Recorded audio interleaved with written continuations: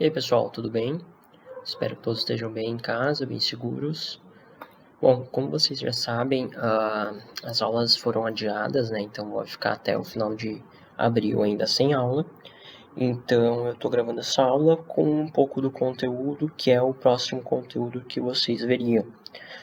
As atividades que eu passei para vocês até então eram atividades lá do terceiro trimestre, porque são uma parte de atividades que não envolve cálculos, é só mais conceito, então eu tinha passado isso para vocês para não precisar não precisar passar essa parte de cálculos que é mais difícil. Mas como as aulas foram adiadas, mais ainda não tenho o que fazer. Eu estou gravando essa aula exatamente para vocês não ficarem sem o conteúdo, não saírem mais prejudicados ainda. Tá?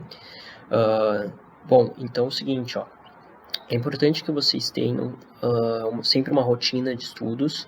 Vocês sabem que vocês não estão de férias, as aulas foram adiadas, mas vocês ainda têm atividades e sabem que é bastante coisa.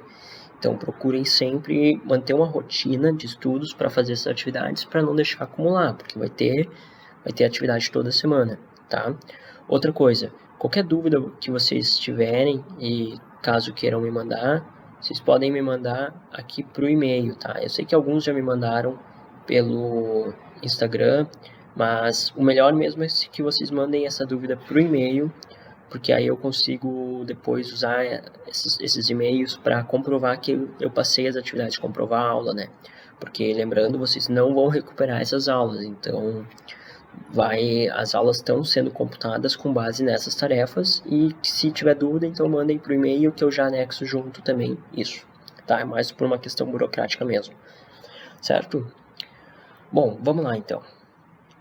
A primeira tarefa para essa semana é a seguinte, eu queria que vocês copiem essa aula que eu estou passando aqui, eu quero que vocês copiem ela no caderno de vocês, tá? Então já é como primeira tarefa para a semana copiar essa aula no caderno. O conteúdo que a gente vai falar agora é eletrostática, que a gente então, antes de entrar de quarentena, a gente estava falando sobre ótica, a gente terminou ótica e agora a gente começa com a eletrostática.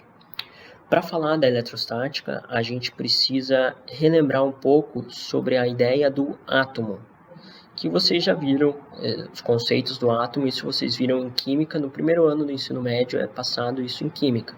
Por isso que é só um relembrar mesmo. Mas o seguinte, então vamos lá. A primeira hipótese do átomo surgiu aqui, ó, com esse cara aqui, o Demócrito, em 400 a.C., e ele acreditava o quê? Que a divisão da matéria não poderia ser infinita. O que significa isso? Significa que, se eu pegar por exemplo, um tijolo, se eu pegar um tijolo e dividir esse tijolo e dividindo, eu vou chegar num limite e esse limite vai ser o átomo. Essa é a definição ali que ele propôs. Demócrito, isso por volta de 400 a.C., tá? É que a divisão da matéria não vai ser infinita, há um limite para essa divisão e o limite é o átomo. Significa que não seria possível dividir mais do que no átomo. Isso foi 400 a.C., mas depois com Aristóteles, essa ideia do átomo ela se perdeu. E Aristóteles defendia que toda a matéria que nós conhecemos, tudo isso é feito com base nos 4 elementos, sendo fogo, a água, o ar e a terra. Tá? Era uma ideia bem errada, isso a gente sabe muito bem que é uma ideia bem errada, que as coisas não são feitas com base nesses 4 elementos, mas Aristóteles defendia isso, e essa ideia continuou por bastante tempo. Só lá em 1803, com o John Dalton, que voltou para essa teoria de átomos, que era a teoria lá do Demócrito, tá? Então, ali por volta de 1803, veio com a teoria de Dalton, ele falou que tudo é feito de átomos e eles são feitos em diferentes combinações. E essas diferenças de combinações é o que dá a diferença na matéria, tá? Então, essa foi a proposta de John Dalton.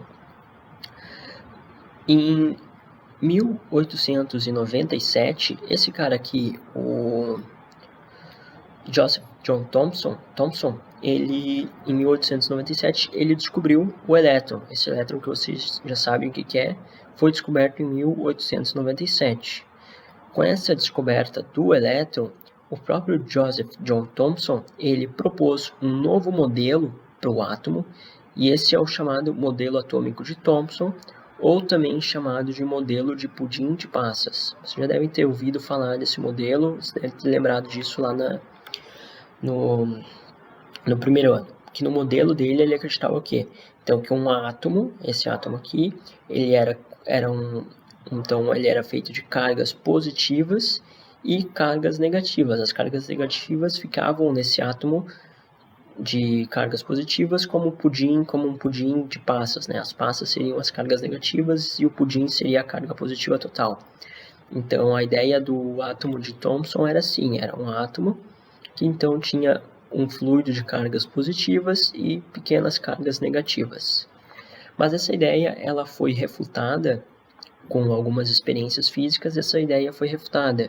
E em 1911, com experiências por esse cara aqui, Ernest Rutherford, ele refutou essa teoria do átomo de Thomson e elaborou a sua própria teoria do átomo, que é a chamada modelo planetário para o átomo. Nesse modelo planetário, então, o átomo ele é composto praticamente de vazio, há uma pequena parcela que tem no núcleo que tem uma carga positiva e os elétrons orbitam ao redor do núcleo como planetas orbitando ao redor do Sol, da mesma forma. Tá? Essa foi então a proposta do átomo de Rutherford e em 1911.